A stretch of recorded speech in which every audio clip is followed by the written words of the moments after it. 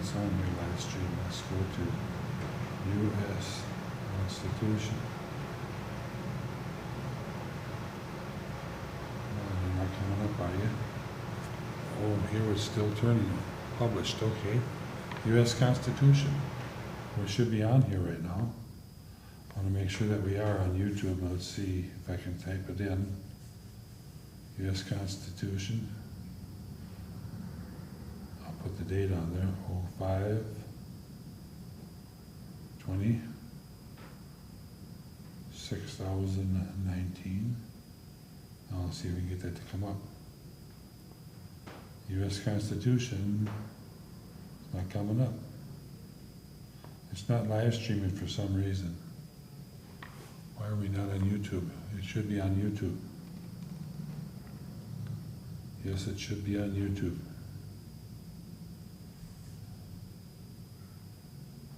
Let's see what we got here. Trending. What's on YouTube? Live stream. Right now. Let's see if we got it.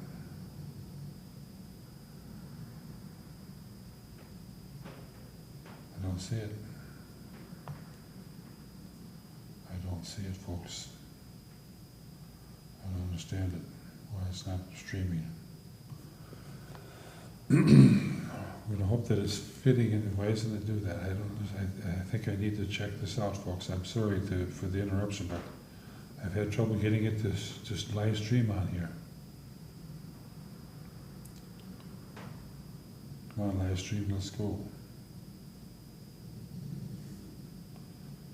It's not doing it.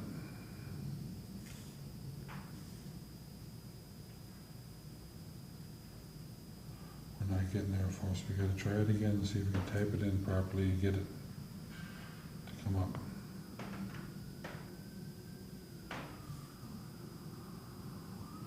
Put capitals on the letters and make sure it's everything the way I typed it in, and see if we can get this to work, folks. U. And do the U.S. with a period after each one, a capital U, period, capital S, period. Now that should work. Oh yeah, we are live. Here we go. Are we? Yes, we're live. Hallelujah. Okay, I've proven that we are live, folks. Hey, there it is. So now we can get into reading what we're going to read today.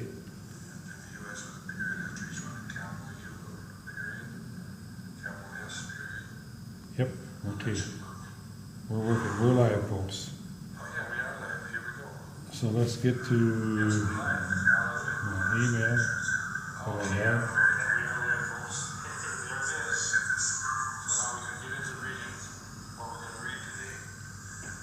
Turn the phone down so I can start talking to you. Marxism in America. This is from Stand Up America Foundation, U.S. Foundation, General Valley out in Montana.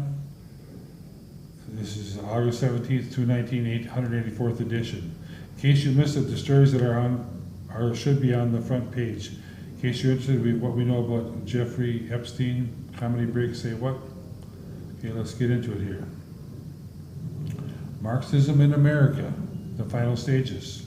Sit down, focus, and read this tale of woe. Much of what we see happening across the country began as a spin-off of the Bolshevik Revolution in Russia that made its way to Germany and then the United States. These German Marxists or communists started a school of social theory called the Frankfurt School, a school that was dedicated to the destruction of Western civilization. What they taught was critical theory. Remember that term, for it has guided the left for generations and has been highly successful. It is defined as a philosophical approach to culture that seeks to confront the social and political forces that constrain society. And what is it called again? Critical theory. It all sounds very intellectual and deep thinking, but the essence of it is power, and the gaining and holding of it. It is all that matters. Oops. Back.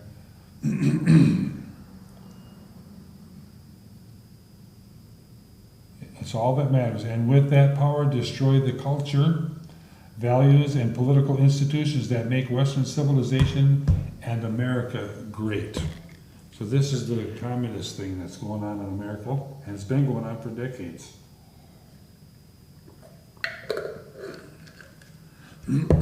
So we have the goal. Their goal is to change society, transform our beliefs from the ground up, leaving fertile ground for communism to grow and flourish. Not just communism, but atheistic communism. It is what Saul Alinsky practiced and preached to the likes of Hillary Clinton, Barack Obama, and countless others on the left. When Hitler threw out these Marxists not wanting any competition, they made their way to the United States, first finding a home at Columbia University. From there, they branched into Yale, Harvard, Stanford, Berkeley, etc.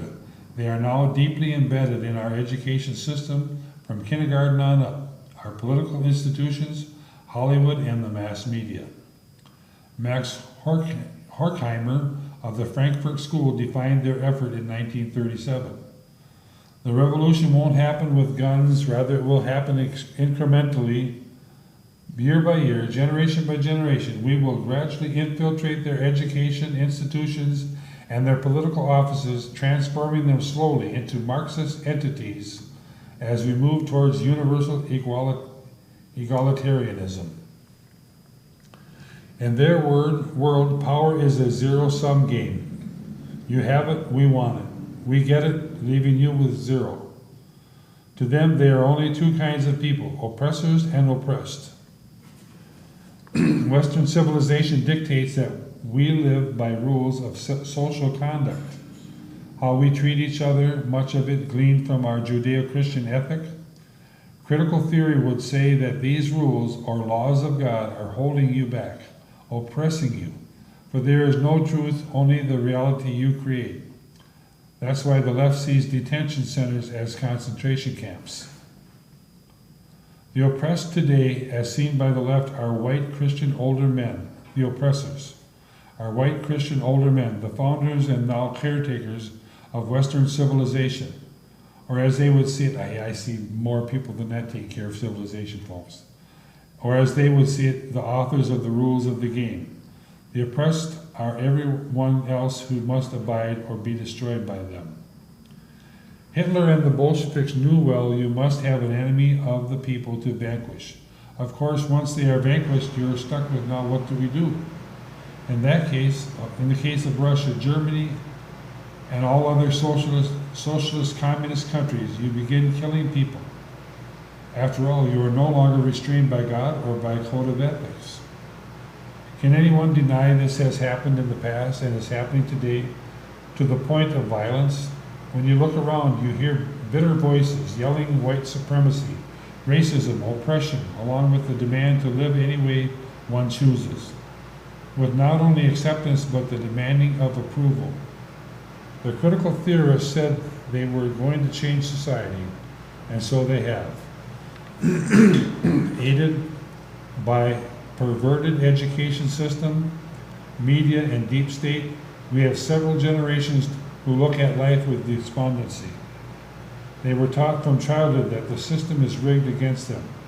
Many of them are angry, wearing black masks, carrying all types of weapons, including firearms. If you examine the manifestos of the recent New Zealand, 51 dead, 50 injured, El Paso, 22 dead, 24 injured, mass murders, you will find both were eco-fascists. They spoke of shrinking forests, the environment, green societies, and overpopulation. What has frustrated these communists are three things: God, Trump, and the Second Amendment. God is still on his throne, and many Americans will not deny him the power in their lives. Obama mocked these people in 2008 as he hanging on to their guns and religion. I believe that God appointed Donald Trump for such a time as this, a strong leader who understands the enemy. President Trump is not just a president, he is the leader of the grand movement to restore America. Let me remind my Christian friends that God chooses those according to his will, the imperfect, for we are all incomplete until we die. Throughout our history, the Second Amendment has been a stumbling block for every enemy of this nation, foreign and domestic. Admiral Yamamoto knew even if Japan managed to destroy the U.S. Navy, they could never invade the United States, for there would be a citizen with a gun behind every blade of grass. We are in the fight for our lives, our families, and our way of life, literally.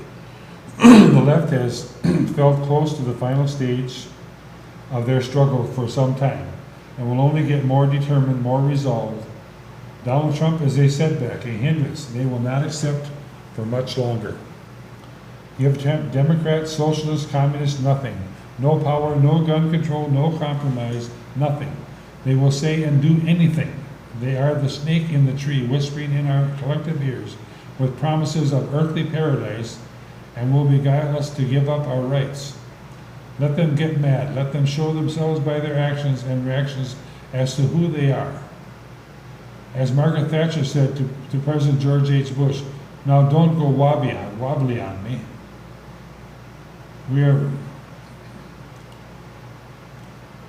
In case you missed it, Democratic senators threatened SCOTUS to do as we say or else. Several high-profile Senate Democrats warned the Supreme Court in pointed terms this week that it could face a fundamental restructuring if justice do not take steps to heal the court in the near future. The ominous and usual warning has delivered as part of a brief filed Monday in a case related to the New York gun law. Senator Sheldon Whitehouse, DR1, Richard Blumenthal, Democrat, Connecticut, Mazie Hirono, that was a Democrat of Rhode Island, Sheldon Whitehouse, Richard Blumenthal, Democrat, Connecticut, Mazie Hirono, Democrat, Hawaii, Richard Durbin, Democrat, Illinois, and Kristen Gillibrand, Democrat, New York. References rulings by the court's conservative majority in claiming it is suffering from some sort of affliction which must be remedied. The Supreme Court is not well, and the people know it. The brief said perhaps the court can heal itself before the public demands it be restructured in order to reduce the influence of politics. The left is in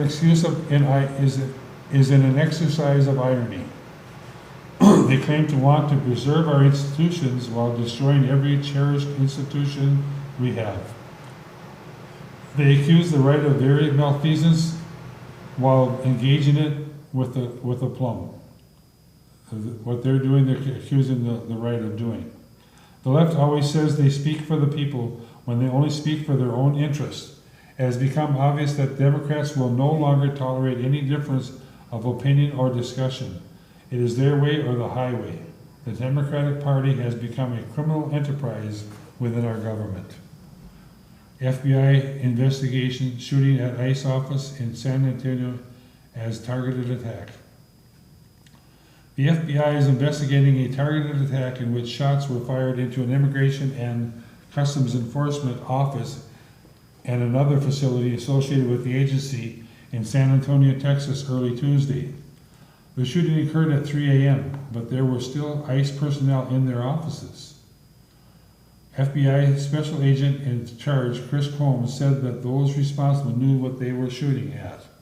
Fox News. Editor's note, this is the fourth attack in recent days. The other attacks were in Tacoma, Washington, Aurora, Colorado, and Washington, D.C. The attack in Tacoma resulted in the perpetrator carrying a rifle and incendiary devices being shot and killed while trying to set fire to ICE vehicles. Antifa has praised the attacker as a martyr. Their name, Antifa or anti-fascist, is a ruse. They are genuine fascists. The left is upping the ante, but I doubt they know what they are getting into. Hitler gained control over Germany because the brown shirts, aka the Sturmbergling, disrupted the meetings and rallies of his opponents with violence. And that's what Antifa is doing all over, Antifa uses the very similar tactics as Hitler's brown shirts. Antifa in their usual attire, ready for the work. They got masks on and everything. American Psychological Association launches task force encouraging non-monogamous relationships. The American Psychological Association has launched a task force that will encourage awareness and inclusivity for any kind of sexual impulse, according to the CBS News. The APA has said the task force is dedicated to consensual non-monogamy and is advocating for people who practice polyamory, open relationships, swinging relationships, anarchy, and other types of ethical non-monogamous relationships. Christian headlines. Living a lie or digging a hole and jumping in it with both feet. Israel bans entry for Reps Ilhan Omar and Rashida Tlaib. The Israeli government on Thursday announced it would not allow U.S. Representatives Ilhan Omar, Democrat Minnesota, and Rashida Tlaib, Democrat Michigan, forgive me if I don't know how to pronounce it, Tlaib, to enter their country because of their promotion of a boycott movement aimed at destroying this Jewish state. Omar and Tlaib, both Muslims, support the BDS movement, which stands for boycotting, divesting, and sanctioning the Middle East's only democracy. Their travel plans this weekend include stops in Israel, but Israel has had a long-standing policy of not allowing BDS supporters to enter the country. Omar's brief tenure in Congress has been marked by anti-Semitic tweets that prompted a House resolution condemning hate speech back in 2012. She wrote on Twitter that Israel has hypnotized the world.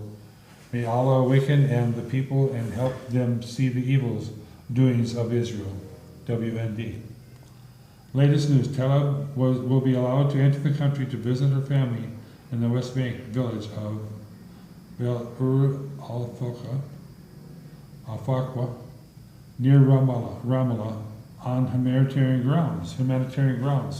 Per a separate application she sent to the Israel government, last report says she decided not to go. Fox News.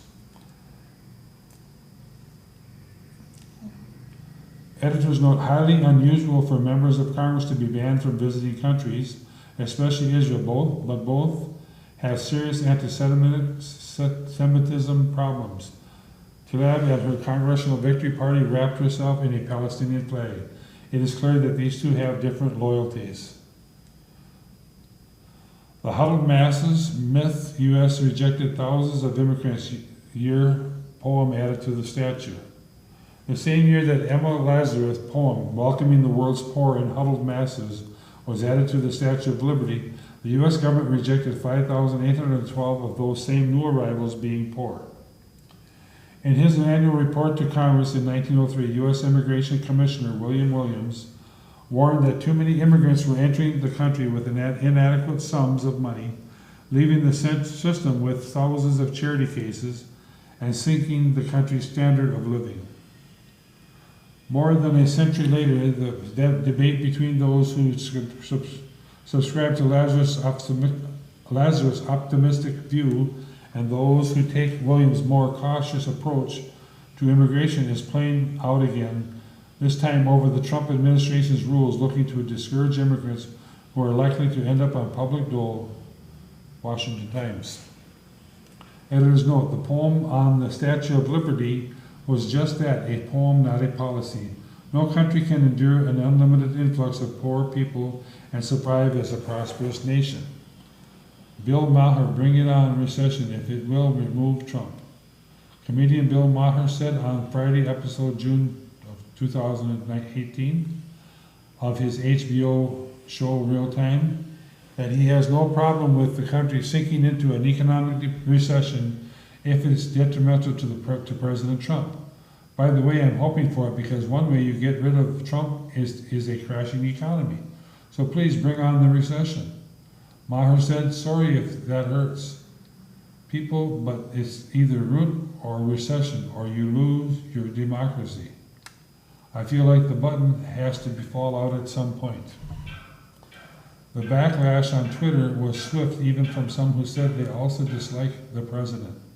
Many users pointed out that Maher would not be profoundly affected by the recession given his net worth of about 100 million and reported salary of 10 million.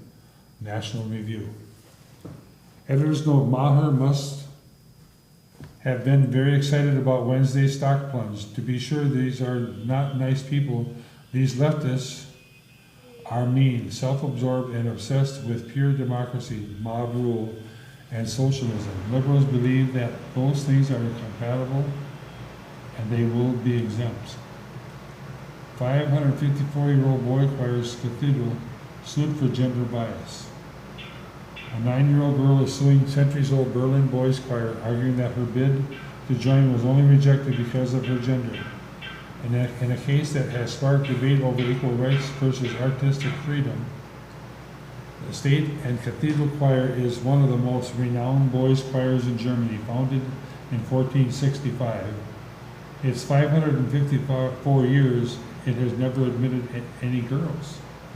The case has illicit, strong feelings, with many weighing in on the side of the choir, arguing that it's less about talent than about the tone, and that mixing the choir would bring an end to the traditional sound. Rebut. Once again, the left ruins everything it touches. They are committed to destroying Western civilization as we know it. Trump ending welfare-dependent immigration, saving taxpayers billions. President Trump is set to save American taxpayers billions of dollars in his administration, as his administration announces a new rule on Monday that will essentially ban welfare-dependent legal immigrants from permanently resettling in the United States. A new regulation set to be published by the Trump administration will ensure that legal immigrants will be less likely to secure a permanent residency in the U.S. if they have used any forms of welfare in the past, including using subsidized health care services, food stamps, and public housing. The regulation will be a boon for American taxpayers in the form of an annual $57.4 billion tax cut. The amount taxpayers spend every year on paying for the welfare, crime, and schooling costs of the country's mass importation of 1.5 million. Mostly low-skilled legal immigrants. In California, with the largest non-citizen population in the country at almost 11 million, or nearly 30% of the state's total population, more than 7 in 10, or 72% of the households headed by non-citizens are on at least one form of welfare. Compare that to findings that only about 7 in 20, or 35% of the native-born households in California are on welfare. Breitbart. Editor's note, the Center for Immigration Studies says that 63% of non-citizen households use some form of taxpayer-funded welfare.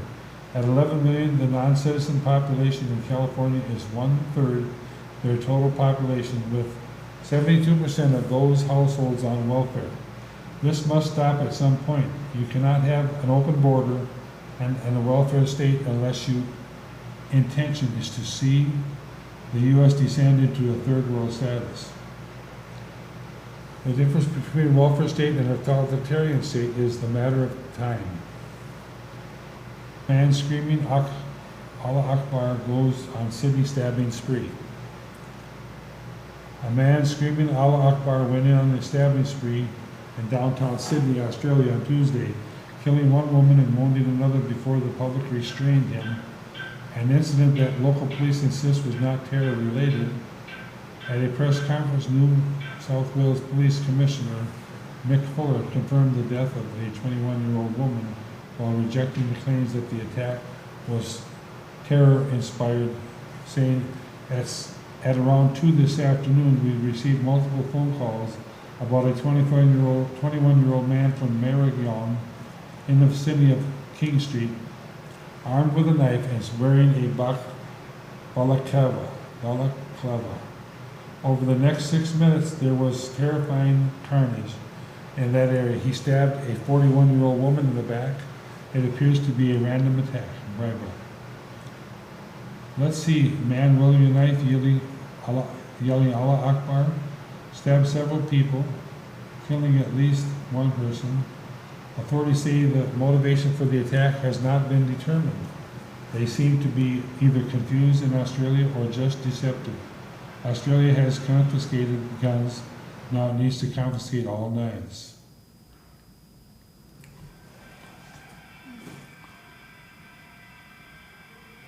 You may choose to ignore the enemies of liberty and freedom, but they will not ignore you. In case you're interested, just what do we know of Jeffrey Epstein? Jeffrey Epstein was one of the most important witnesses ever to observe and take part in criminal activity by important political figures, members of royalty, Hollywood, and business world. Epstein reportedly tried to kill himself weeks before, but nevertheless was taken off suicide watch. That should have never happened. Reportedly, per request from Epstein's lawyer, he was put on special observation status, requiring 2 guards to check on him every 30 minutes. But they failed to do so. Epstein had death threats from fellow inmates. Epstein had received threats from inmates involving extortion, put money in the inmate's commissionary account, or endure physical violence. One theory is that Epstein hung himself with a bedsheet tied to the top of a bunk bed. Epstein, who was 6 feet tall, would have had to kneel forward and toward the floor or hurl himself off the bed. Another theory is that Epstein was the victim of homicide. Still another theory is that Epstein is still alive and being protected elsewhere. This is an interesting speculation. This theorizes that Epstein was rescued by President Trump so as to secure his testimony to bring down the deep state. The island where Epstein conducted his pedophilia was raided by the FBI on Monday. The autopsy on Epstein, if it occurred, reportedly revealed multiple broken bones in his neck, more consistent with strangulation than hanging. Jeffrey Epstein had a portrait of Bill Clinton in a very provocative pose, wearing a blue dress and red heels inside his mansion. Why? It is amazing, this is editor's note, it is amazing that and highly suspicious that Epstein was able to commit suicide in such a secure facility, or that his incarceration was treated with such nonchalance. Epstein is a very tragic figure. He is and was a millionaire that went from the best of everything to the worst of everything, all voluntary. This world was not enough. If Alfred Hitchcock was alive, he could have directed a sequel to his 1956 hit movie and called it The Man Who Knew Too Much.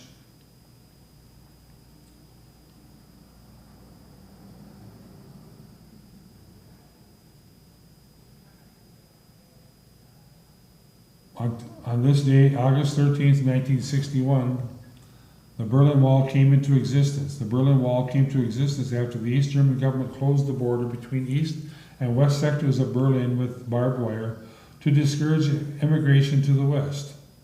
The barbed wire was replaced by a 12-foot-high concrete wall, eventually extending 103 miles, 166 kilometers, around the perimeter of West Berlin. The wall included electrified fences, fortifications, and guard posts. It became a notorious symbol of the Cold War. Presidents Kennedy and Reagan made notable appearances at the wall, accompanied by speeches denouncing communism. The wall was finally opened by an East German government decree in November 1989 and torn down by the end of 1890. The history place. True story, 2 brothers from the West hatched one of the most audacious plans in Berlin Wall history. They learned to fly and painted 2 light aircraft in Soviet colors. By May 1989, they were ready. They dressed in military uniforms and flew the planes over the wall to East Berlin, where their brother was waiting. They picked him up and flew him to the west. The 3rd brother recalled, "I thought I would never see my brothers again, but they came out of the sky like angels and took me to paradise." Socialism was so wonderful they had to build a wall to keep people from escaping. In reality, East Berlin was a massive concentration camp. AOC, take note. Cuban President Fidel Castro was born in Maher, Oriente Province, Cuba, August 13, 1927. He led a rebellion in 1959 that drove out dictator Fulgencio Batista and remained one of the last outspoken advocates of communism, except for a new generation, homegrown in America, that has found a welcome mat in the Democratic Party. Editor's note, yes, Castro drove out the dictator Batista and replaced him with his own foul brand of dictatorship. All of Fidel's questions are now answered. Castro, here's a picture of him interrogating a prisoner before he was shot. They don't teach this in American schools about Castro, interrogating a prisoner. I don't know if you can see that. He's interrogating a prisoner before he's going to be shot.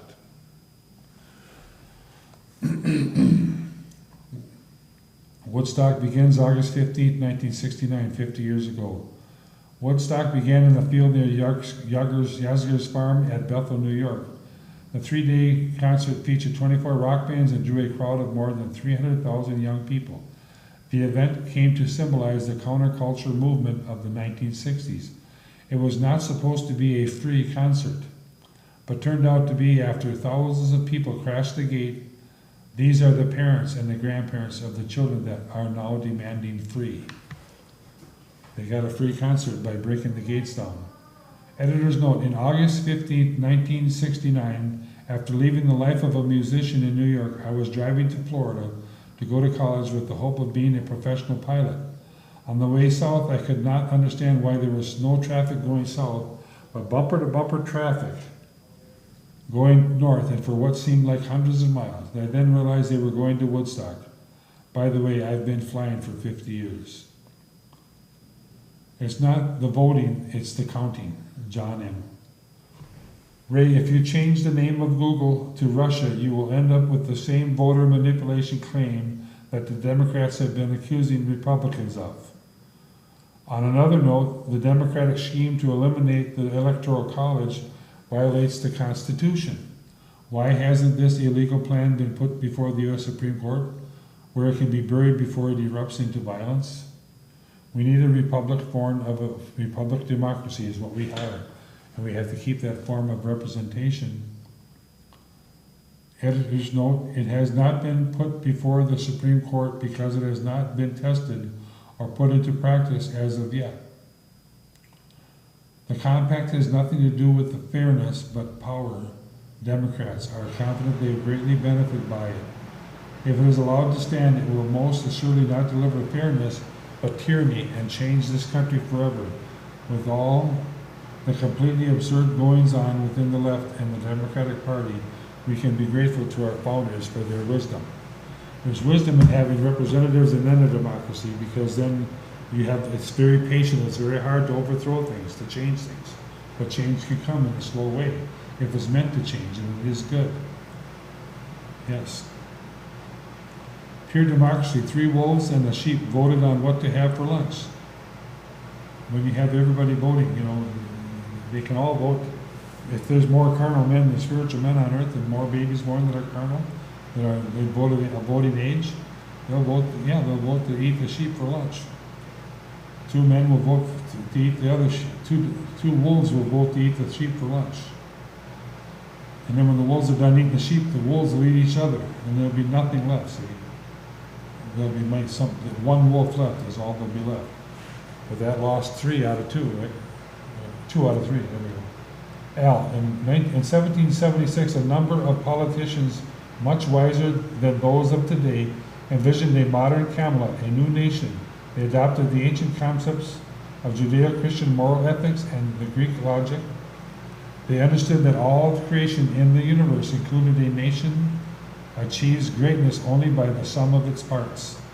Thus came about the Constitution of the United States of America. Within the founder's design of the Electoral College, consider the possibilities below. The disparate parts of the nation will both give to each other and receive from each other to create the entirety of greatness. The Interstate Compact denies that that and creates further present-day political divisiveness. This begets the question, who has the greatest needs? The answer is simple, the densely packed cities, and then there is the question, who will supply those needs? The sparsely populated heartland is the answer to that? Gary and Joan, this is a super duper article about the voting process. It needs to be told nationwide in a very public way. Can you try to take just the article and submit it to various newspapers as a column? Also, all candidates for the U.S. Senate and U.S. House ought to have this material. Possibly start with the Senator Daines. Maybe he will initiate some publicity with this article. Another place that needs this article is Fox and Friends, plus Mark Levin. Doug S., you're in the General's article made the Canada Free Press. Check out whatfinger.com. Editor's note, Canada Free Press almost always picks up the main article in the Stand Up America newsletter. Check it out at CanadaFreePress.com. John Spikeheimer, Texas, thank you, sir, for keeping up the good work fight. You are a valid American hero. Thank you for your efforts to serve USA and others who merit succor the brotherhood. You are unique and wholly worthy for respect from those of us who understand the meaning and value of what you do. Your contributors are also warriors in the defense of the sustainable America. Thanks to them and their families who support them. Wayne P. These are people writing back to General Vallely. I am still waiting for our president to push the Secretary of State project to resume. All the secretaries of states that had ties to the progressives refused to support the request to require photo ID and or proof of citizenship. This has to be addressed before the 2020 election. Well, I got news for you. A U.S. citizen is a corporate U.S. citizen, not like it was before Lincoln. And until Trump turns it back over to the Republic for the United States, your U.S. citizenship is a corporation. It's not the real government. So, General Vallely, I hope and pray that people will still vote for Trump, but then, nevertheless, we need to get the Republic opened up and working again. It's inhabited right now, but it's not functioning as it should and could be. And President Trump should get together with President James Buchanan Geiger and start to work on that process. And maybe he has to do it in secret for a while, but it needs to be done. Bill, 2018 was a dry run of what we will see next year in Florida. We saw votes continuing to flow in days after the election, and they came very close to overthrowing the governor and Senate races. Similar events in Atlanta with thousands of questionable ballots cast. Most were thrown out, but how many made their way to be counted? Democrat-run cities will be the battleground and need to be very closely monitored, just as we would any third world dictatorships. It is not the people who vote that count, it is the people who count the votes. According to his secretary, Stalin definitely said this. Regardless of what you may hear, this is no legend, but fact, of course. Stalin said it in Russian and in a less succinct way, but he said it. If in his workers' paradise, Stalin did not have to worry about national elections, but they were elections in the Communist Party, Central Committee, and you can see, like the spiritual descendants, today's Democrats, he knew all about the ins and outs of elections. Dem socialists in America have now taken upon themselves to be the voice for open borders, publicly calling for what hardcore socialists and deep state globalists worldwide have dreamed of and sought for decades now. We must not forget that the apportionment of state representatives is contingent upon the number of citizens after each decennial census. The Dem socialists take that as including illegal immigrants, thereby increasing the allotment of leftist state reps in their favor. This will then create an even greater threat to our electoral college process. I think it is reasonable to ask, who runs the Democratic Party now? They are either abysmally ignorant of history, or they are run by the Communist Party, or a mix of both. It would appear that there are many who are deluded into believing that though this method of creating new votes with their promises of live freely here and have someone else pay all your expenses, to those breaking into our home will give them control. Their profound ignorance of history is the root of creating their own destruction, is becoming all too obvious. If this nation falls into any form of communism, the world economy will collapse, and even the communist countries will collapse in a worldwide configuration. Oh, I forgot. History cannot repeat itself because we have not highly educated elite. Because we have the highly educated elite who will do the impossible, and I suspect that it is the root of their delusion, and those great thinkers must be removed from power, or it is we and they who will suffer the consequences of their grand delusion. Your comments are greatly appreciated. If you would like to comment, just respond to this newsletter. We will only use your initials unless you sign otherwise. This newsletter is I'll get to the back of it here. Our mailing address is P.O. Box 1596, Big Fork, Montana 59911. Stand Up America U.S. Foundation. That's what it's called. Stand Up America U.S. Foundation. And so you can look that up on the internet. And you can also send an email by Stand Up America USARAY at gmail.com. Stand Up America USRAY at gmail.com. Okay, folks, that's the end of this part of the program. And I think we're going to cut it short today because we have a lot going on today. What time is it? We got 4:07. We're going to cut this program short. If you have any comments, you can call me at 763-691-5490. I hope this is educational for you. You can always check out to get on the emailing list for Stand Up America, and you'll get a newsletter every month from General Vallely. God bless you in the mighty name of Yeshua. We'll see you next time.